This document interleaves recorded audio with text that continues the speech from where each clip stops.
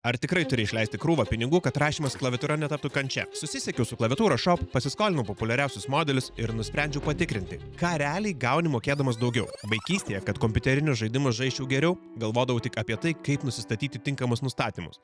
Naršydavau po forumus, ieškodavau pro gamerių nustatymų ir tikėdavausi žinoma geriausio. Klaviatūra būdavo tik priedas, kurį gaudau iš karto prie kompiuterio. Dabar mes turime iš ko rinktis, o kainų rėžiai gali svyruoti nuo 5 ir net iki 10 000 eurų. Testuodamas turimas klaviatūras ir ieškodamas papildomos informacijos internete, susidariau kelias pagrindinės kainų kategorijas ir štai ką sužinojau. 40–60 eurų rėžyje galima tikėtis bevėlio ryšio ir tai, ko neturės standartinė ofisinė klaviatūra – mechaninius switchus. Tačiau šioje kainos kategorijoje klaviatūra vis dar gali skambėti labai pusėtinai. Mokėdami 60–80 eurų jau galime tikėtis gamykliškai suteptų klavišų, kurie turės tą visų mėgiamą TOC garsą. Galime rasti net ir magnetinius switchus turinčių klaviatūrų. Viskas, kas nuo 80 iki 150 eurų, yra saldus vidurys, nes šioje kainos kategorijoje rasime galimybę programuoti klaviatūros klavišus, geresnę garso izoliaciją, geriau išdirbtą klaviatūros softą, galimybę keisti switchus be jokių litavimo darbų ir RGB, kuris bus valdomas ne tik bendrai visoje klaviatūroje, bet ir atskirose zonose. Lipant į dar aukštesnę kainos kategoriją,